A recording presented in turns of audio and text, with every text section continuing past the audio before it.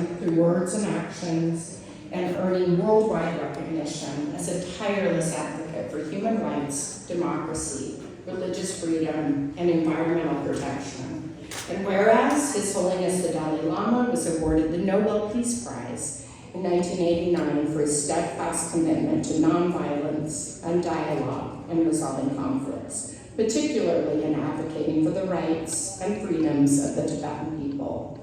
And whereas His Holiness the Dalai Lama is committed to talking about the importance of human values and regularly advocates for happiness, harmony, hope, and emphasizing the value of Indian heritage, reminding everyone to be kind whenever possible. It's always possible. And whereas the Salt Lake County Mayor and the Salt Lake County Council stand united in the support of human rights, religious freedoms, and the self-determination of peoples, including the right of Tibetan people to preserve their religious and cultural heritage, free from political interference. And now, therefore, I, Salt Lake County Mayor and Salt Lake County Council, do hereby honor his life and legacy, the 14th Dalai Lama, His Holiness, and acknowledge the period from July 6, 2025 to July 5th, 2026 as a year of compassion in honor of his 90th birthday, and proclaim November 5th, 2025 as the Day of Compassion in Salt Lake County. Thank you.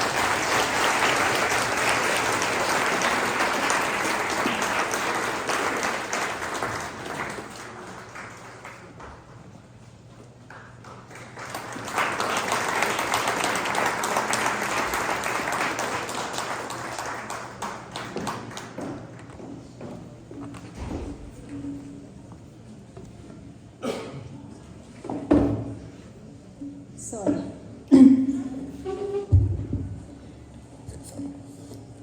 Okay. Before reading His Holiness the Dalai Lama's message, I would like to first pay my humble homage to His Holiness the Great 14th Dalai Lama by offering profound gratitude to His Holiness for his immeasurable kindness to our Tibetan people. I do pray for his long life beyond 113 years. His presence and wisdom continue to guide us through a very difficult and challenging period in our Tibetan history. Tonight's celebration, organized by the Utah Tibet Foundation, together with friends and supporters of Tibet, carries deep meaning. It reflects the shared admiration and respect for His Holiness's lifelong message of compassion, peace, and universal responsibility. His Holiness holds a special place in the hearts of Utahns, having graced us with his visit to our Beehive Street twice in 2001 and 2016.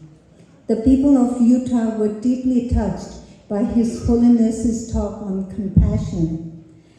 I still remember someone sharing that as people left the parking lot after the event, there was no rush, no honking, just calm and kindness. People's behavior reflected His Holiness's profound impact and the peace He inspires in all who encounter Him. I deeply feel blessed to be born a Tibetan, to live under the compassionate leadership of His Holiness the Dalai Lama, and to have the freedom to follow his timeless teachings on compassion, kindness, and service to others. With a spirit of gratitude and joy, it is now my honor to read His Holiness the Dalai Lama's message.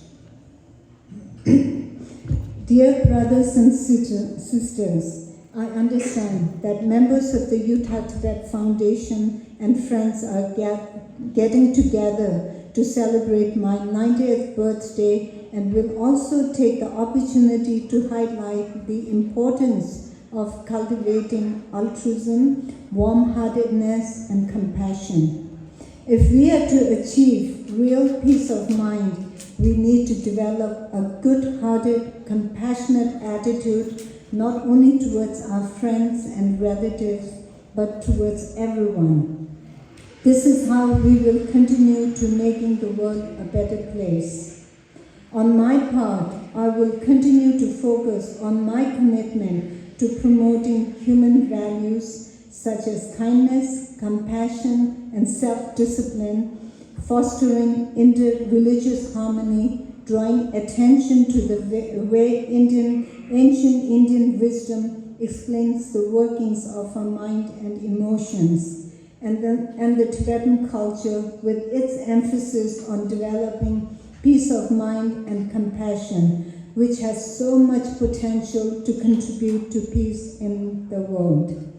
As I often suggest to friends and well-wishers, I invite you to join me in trying to lead a meaningful life in the service of others. I believe I have been able to be of some benefit to people across the world, and I dedicate the rest of my life to the service of others. Thank you for taking advantage of the occasion to encourage the cultivation of peace of mind and compassion. With my prayers and good wishes, Dalai Lama.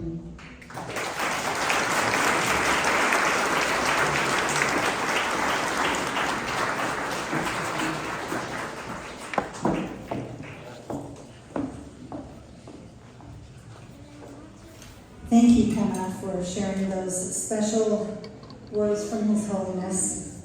And thank you to our mayors. Thank you, Mayor Wilson. Thank you, Mayor Wood, and others who presented proclamations tonight. Next, we will be pleased to hear from Ben McAdams, former member of the U.S. House of Representatives, former Salt Lake County Mayor, and former Utah State Senator. Ben was instrumental in the development of this hall in which we sit tonight. He encouraged the community to pursue a space that would be home for the preservation and continuation of the Tibetan language and culture. He introduced the community and opened doors to potential donors and other resources to build the community center. Excuse me.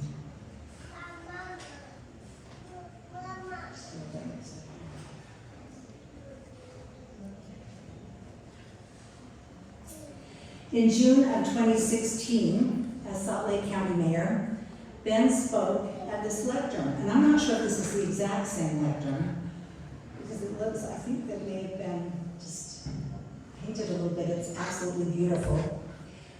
Ben was up here at a lectern, welcoming His Holiness to this very stage. Ben continued to champion the Tibetan cause when he was elected to Congress, and today, he still offers his great support. Please welcome Representative Ben McAdams.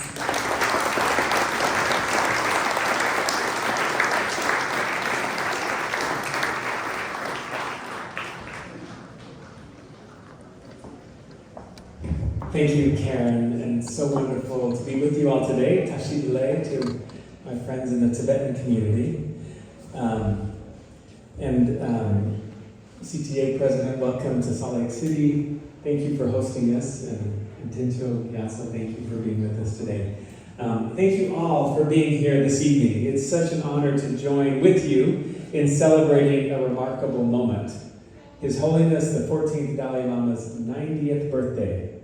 So earlier this summer, Julie and I traveled to Dharamsala, India to meet Pema and to attend His Holiness's 90th birthday celebration.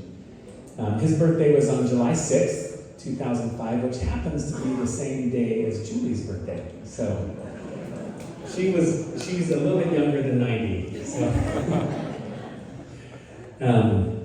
It was one of those journeys that for any of you who have ever been to India, it's one of those journeys that already feels like a lesson in perseverance just to get there before you even arrive.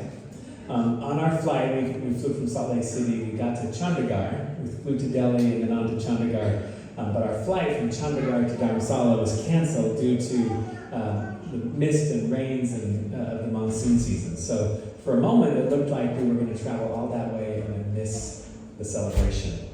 But we decided to not give up, and we hired a taxi that drove us 5 hours through the mountain roads, winding through fog and steady rain. The drive was long and wet, and at times a little nerve-wracking, a lot of times nerve-wracking. But when we finally reached Dharamsala, it was absolutely worth it. The next morning, the skies were gray, and the courtyard of the main temple was slick from rain, yet there was brightness everywhere. Thousands of Tibetans, monks, nuns, and visitors filled the space, sharing songs, prayers, and tears of joy. When His Holiness arrived, wrapped in his maroon and yellow robes, the entire courtyard seemed to exhale. He smiled gently and spoke of living one's life in service to others and of the power of compassion to bridge every divide. Today we also recognize those in Utah who welcomed, some decades ago, Tibetan community here to Salt Lake City. And we thank you for your compassion and generosity. And you gave a gift not to the people of Tibet who are here in Utah, but you gave a gift to all of us, to the state of Utah. Here in Utah, we are blessed to have a vibrant Tibetan community as part of our family. Their presence has enriched our state in so many ways, through faith, culture, and through example. From my own faith tradition, I know that we share the belief that our highest calling is to love and to serve one another. And in that spirit, the Tibetan community here has shown us what compassion looks like in action, through service, through perseverance, and joy, even in the face of incredible adversity. His Holiness once said that love and compassion are necessities, not luxuries. Without them, humanity cannot survive. That truth resonates across traditions, Buddhist, Christian, and otherwise. Compassion is not just something that we admire, it's something that we practice every day in our homes, in our communities, and in our hearts. As we mark this year of compassion, His Holiness has called on each of us to make compassion a daily practice, not just a sentiment, but a way of life. So tonight, I'd like to invite each of us to take one simple step toward compassion in the coming week. Reach out to someone who feels forgotten. Offer your time to someone in need, a newcomer that's finding their way in our community. Speak a word of kindness when it's least expected, or simply pause before reacting and choose understanding instead of reaction. As His Holiness reminds us, if you want others to be happy, practice compassion. But if you want to be happy, practice compassion. Let that be our shared commitment here in Utah and beyond, to carry the spirit of compassion forward together. So as we celebrate this 90th birthday of a global spiritual leader, His Holiness the Dalai Lama, and as we honor the Tibetan community that has become such a cherished part of Utah, may we each remember that compassion isn't just a virtue that we admire, it's a light that we share. As I stood there in Dharamsala, surrounded by thousands that were braving the rain to celebrate compassion and peace, I thought again of one of His Holiness's teachings that feels just as relevant tonight, and maybe even especially so given the turmoil in our world today. He said, "To remain indifferent to the challenges we face is indefensible. If the goal is noble, whether or not it is realized within our lifetime is largely irrelevant. What we must do, therefore, is to strive and persevere and never give up." That message, to strive and persevere and never give up, spoke to me then, and I believe that it speaks to us now.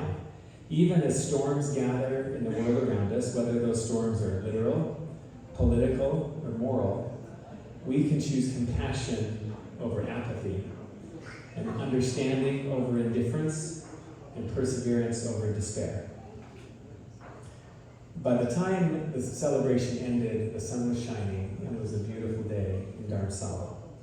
And I believe that if we embrace compassion, then His Holiness's 90 years of teaching and the spirit of this year of compassion will not just be celebrated, it will be lived, and the sun will shine again. So Tashi Delay, thank you.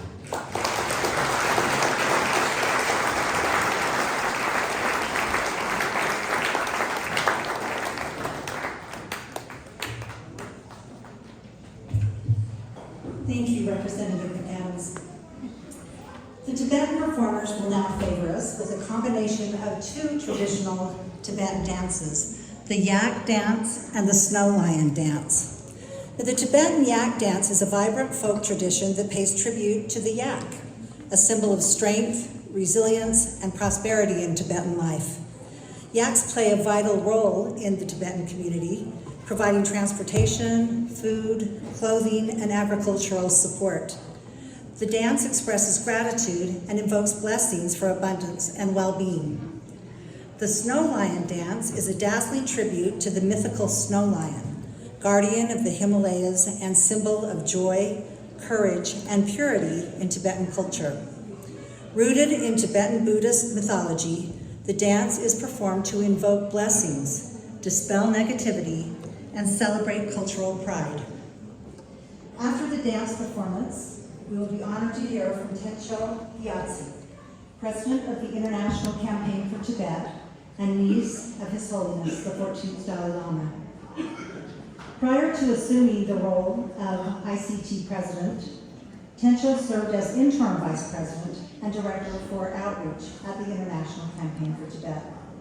Born and educated in exile in Dharamsala, in the Indian foothills of the Himalayas, and the seat of His Holiness, the Dalai Lama, and the exiled Tibetan administration, Tencho served the Tibetan community in various capacities, including as member of Tibetan Parliament in exile for 2 terms. After immigrating to the United States in 1998, she continued her activism as a private individual, serving as a community leader and event organizer to raise awareness about Tibet. She joined the International Campaign for Tibet